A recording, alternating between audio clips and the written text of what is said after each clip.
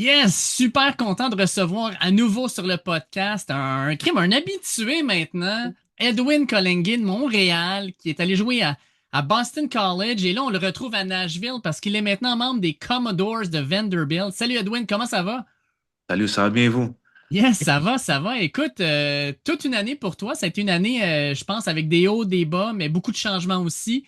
Comment tu as vécu tout ça dans le fond? Comment tu as gardé la tête froide avec toutes les décisions que tu avais à prendre? J'étais vraiment un peu stressé, mais par contre, ça s'est bien passé. J'ai beaucoup de support dans mon cercle qui m'a aidé à prendre les décisions que j'ai prises. Donc, ça s'est vraiment bien passé. Et puis, ouais. Si on revient un peu, là, saison 2025 avec Boston College, je pense que Bill O'Brien a finalement décidé de te donner un peu plus de responsabilité. Tu connais une de tes bonnes saisons dans ta carrière avec 31 plaqués, un sac du corps. Mais malheureusement, à Boston College, ça va pas bien, clairement. Là, la fiche, là, elle l'indique. Puis au final, tu annonces à la fin de la saison régulière, à peu près à la mi-décembre, que tu rentrais dans le portail des transferts. C'est, Ça doit pas être une décision qui doit être facile à prendre quand ça fait déjà 4 ans que tu es dans ce programme-là, qui dirait juste une année. Puis à un moment donné, je pense que tu as pris cette décision-là en pensant plus à toi qu'autre chose, non? Ouais, exactement. Donc, dans le fond, qu'est-ce qui s'est passé? C'est que j'avais eu mon diplôme. J'ai gradué de Boston College en décembre. Et puis là, j'ai évalué mes options pour ma dernière année universitaire d'éligibilité. J'ai évalué mes options. Donc, je me suis dit que c'est meilleur pour moi, pour mon développement personnel en tant qu'athlète, de transférer. Et puis, c'est ça, ça s'est bien passé. J'ai transféré dans la meilleure conférence, selon moi, le SEC, pour me donner la meilleure des chances dans le monde professionnel. Donc, ouais. Puis comment ça s'est passé le portail des transferts? Parce qu'on entend beaucoup de choses. Tu rentres dans le portail, puis après ça, c'est carrément comme un peu de l'inconnu. Tu sais pas trop comment ça va se passer. Il y a plus de la moitié des joueurs qui rentrent dans le portail qui finalement trouvent pas d'offre. Fait que tu rentres là-dedans en disant, on va voir ce que ça va donner finalement. Ouais, pour le vrai, c'est vraiment stressant. Mais qu'est-ce qui se passe maintenant, c'est que les joueurs ont plusieurs agents. Donc, les joueurs, ils savent où ce qu'ils vont aller, dans quelle équipe ils vont aller, avant même de rentrer dans le transfert. Donc, ouais, donc c'est comme ça que ça se fait maintenant. Pour moi, personnellement, je suis rentré à genre à l'aveuglette. Genre, je me suis fait confiance. Je savais que j'avais une bonne saison, une saison solide. J'ai un bon film. Donc, je me suis dit que c'est sûr qu'il y aura une équipe qui va me prendre. Et puis, ça a été le cas. J'ai eu quand même plusieurs offres. Et puis, j'ai décidé d'aller à Vanderbilt parce que pour moi, c'est la meilleure option que pour moi pour que ça soit joué. Et puis aussi pour ma maîtrise. Et puis aussi dans le SEC. Et puis aussi, c'est une belle équipe. Ils ont fini 14e l'année passée avec Diego. Donc, ouais, pour moi, je voulais juste faire partie de cette équipe-là.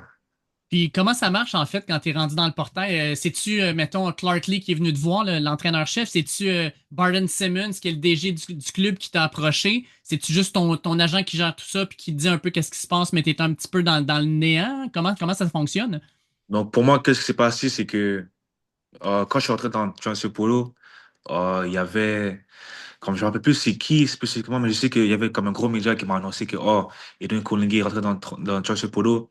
Et puis dès que ce média-là m'a publié, genre, il y a beaucoup de coachs qui m'ont suivi, il y a beaucoup de coachs qui ont commencé à m'appeler, ouais. Et puis, mon agent, euh, mon agent est rentré en contact avec les GM pour parler plus l'argent, comme NIL, vu que Oui. maintenant les joueurs peuvent se faire payer. Ouais, mon agent, c'était vraiment plus négociation de contrat. Mais moi, c'était le dealing coach qui m'avait reach out pour me parler puis pour me dire qu'il me voulait. Donc, ouais. Puis quand t'es dans, tu sais, tu dis, ça a été publié sur les réseaux, là, tu as reçu plein d'appels. T'avais été courtisé par plusieurs équipes avant de choisir Boston College. Tu avais déjà des dizaines d'universités qui te couraient après. Est-ce qu'il y a certaines de ces universités-là qui sont revenues à la charge, qui sont venues te voir aussi? Euh, non, je crois pas, non. Non? Non, non. Non. I mean, West Virginia. Et Oui. puis, ouais, c'est pas mal ça. Ouais, OK. juste West Virginia, ouais. Cool. Mais sinon, comme les staffs ont beaucoup changé depuis 4 ans, donc, ouais. Ouais, effectivement. Puis, juste rapidement, là, pour terminer un peu le chapitre Boston College de ta carrière, il faut qu'on parle aussi du prix Sweet Nelson Award que tu as reçu, qui est remis à chaque année à deux ou trois athlètes de la région de Boston pour, je vais le dire en anglais, mais c'est Outstanding Sportsmanship, Academic and Athletic Excellence. C'est rien de moins. Recevons ce prix-là, tu sais, on s'entend. la région de Boston, là, c'est des universités comme Harvard, MIT et compagnie, que Edwin Colengay de Montréal, qui joue au football à Boston College, reçoit ce prix-là. Pour moi, ça doit te faire un velours, là. Tu dois être quand même content de recevoir ça. C'est une belle récompense pour tout le travail que tu as fait. Ouais, j'étais vraiment honoré de recevoir ce prix-là.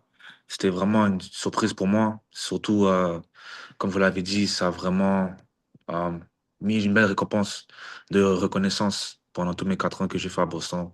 Donc, ouais, c'était vraiment choyé de recevoir ce prix-là. Ouais, Là, dans le fond, toi, ton baccalauréat que tu as obtenu, c'était en ingénierie, c'est ça? exactement. Puis Vanderbilt, tu continues ça en ingénierie aussi? Non, non, maintenant je fais maîtrise en public health, OK. santé publique. Ouais, ouais, Ah, cool, cool. ouais, ouais. Fait que là, écoute, change d'équipe, tu te ramasses à Vanderbilt. Tu as joué dans le Spring Game il y a de ça environ un mois et demi. Comment ça s'est passé cette transition-là? Parce que là, tu rentres, tu sais, tu en as connu une avec l'arrivée de Bill O'Brien, mais là, tu t'en vas dans un nouveau programme, nouvelle ville, nouveau coéquipier. Puis, tu sais, probablement que le système défensif, tu as reçu ça, tu as reçu les papiers, tout ça, mais en même temps, tu n'as pas eu beaucoup de temps pour l'apprivoiser. Comment ça s'est passé le Spring Game? Comment s'est passé le camp d'entraînement avec tes coéquipiers? Ça s'est super bien passé. Maintenant, je peux me qualifier de joueur d'expérience. Donc, par rapport au playbook, ça a vraiment été facile, vu que j'ai découvert plusieurs schemes défensifs dans ma carrière. Donc, l'ajustement a quand même été assez facile, je dirais. C'est sûr qu'il y avait eu des petits trucs, fallait que je change un peu dans mon jeu. Mais sinon, en général, globalement, ça s'est très bien passé. Et puis, le Spring Game aussi, j'ai bien performé. En général, au camp de printemps, j'ai vraiment bien apprécié. J'ai eu des bons retours de mes coachs. Et puis, ouais, je suis vraiment content de performer dans la SEC. Ouais, c'est vraiment différent. Donc, ouais. Et puis, est-ce il y avait une bonne foule au Spring Game? Parce que je vais être honnête, je ne l'ai pas regardé. Fait que est-ce qu'il y avait une belle ambiance? Parce que je sais qu'ils sont en train de construire, ils sont en train Ouais, d'agrandir tout ouais. le stade, là. C'était Ouais. comment? Ouais, il y avait, donc, notre Spring Game était fermé. Je rêvais pas c'était pas comme diffusé, je pense, non, OK. c'était pas diffusé. Donc, mais sinon, c'était bien. Ouais, c'était vraiment, toutes les familles des athlètes qui étaient là. Et puis aussi, presque, je dirais, toute l'école, parce que c'était le Family Weekend Oui. à Vanderbilt. Donc, ouais, donc il y avait beaucoup quand même, ouais, une bonne foule. Bonne Cool. foule présente. Donc, ouais, c'était cool à voir. En ayant joué dans le SEC, tu as joué dans certaines ambiances qui, je dirais pas, vont ressembler à ce qui va se passer dans le SEC, mais tu sais, tu as joué à Clemson, tu as joué à Florida State, Miami. Mais là, tu t'en vas dans le fameux It Just Means More du SEC. Quand tu regardes ton horaire, là, tu vois Auburn, Georgia, Ole Miss, Bama, Floride, Tennessee. Y a-tu un stade en particulier, un endroit en particulier que tu regardes déjà, tu te dis, hey, ça, là, j'ai hâte d'arriver là, j'ai hâte de voir ce que c'est. Ouais, je t'aurais dit le stade des Gators de Floride parce que c'est vraiment un stade mythique pour moi. Hmm. Depuis que je vois comme des highlights de football, je voyais tout le temps Tim Tebow jouer dedans. Et puis aussi, il y avait un show sur Netflix Hmm. qui parlait par rapport à Urban Meyer, je crois, quand il était à Florida Gators. Ouais. Donc ouais, donc juste excité d'aller là-bas jouer là-bas aussi. Écoute, je vais le dire, je suis un fan fini des Gators. Je suis allé deux fois au Ben Griffin Hill Stadium, là, à The Swamp. Tu vas Ah, capoter. Ben, en fait, ah. tu joues pour Vanderbilt, fait que ça va être différent, mais tu vas capoter. L'ambiance est malade. Ouais. Fait que là, de ce qu'on dit, c'est fort probablement que tu vas être un partant dans l'équipe, ou du moins tu vas être dans la rotation partante.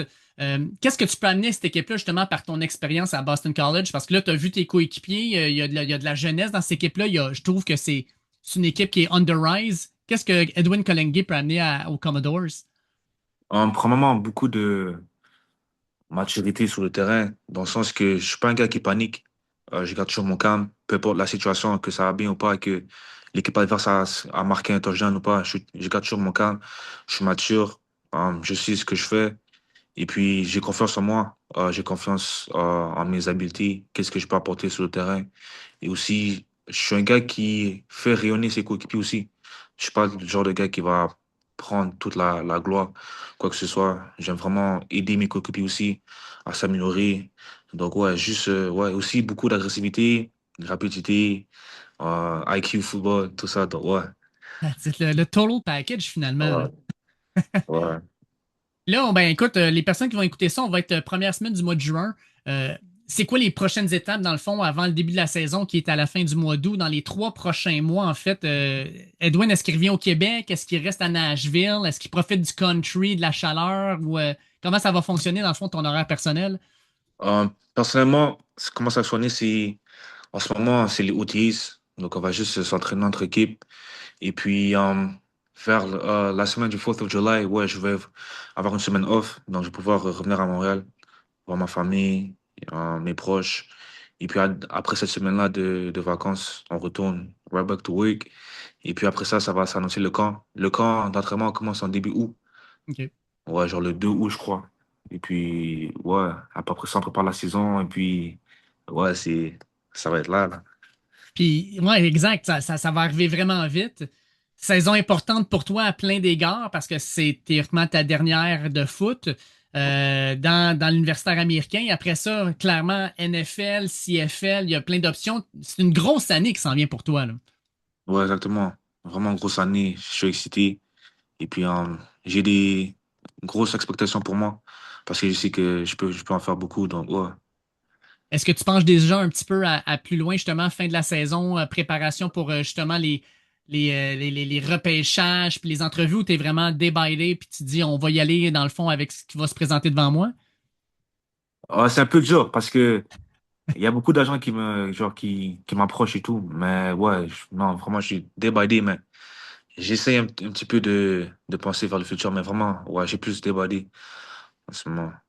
Ah, Ouais, ben, je pense que c'est la bonne approche à prendre en même temps, là. Je pense que si ouais, tu fais le travail au jour le jour, le reste va venir tout seul, là. exactement. Hey, je termine l'entrevue avec quelque chose de complètement différent, Edwin. Par tes origines, tu es des origines congolaises. Le Congo se qualifie pour la deuxième fois de son histoire à la Coupe du Monde. Ouais. Dans tout un groupe en plus parce que vous claquez le Portugal puis la Colombie. Ouais. Le Congo va-tu sortir de la ronde préliminaire, mon Edwin? Est-ce qu'ils vont aller plus loin? Ouais, je crois, parce que j'ai vu que ils prennent aussi le meilleur troisième, je crois, non? Oui. Ouais, je pense. Donc, ouais, je crois que c'est vraiment possible.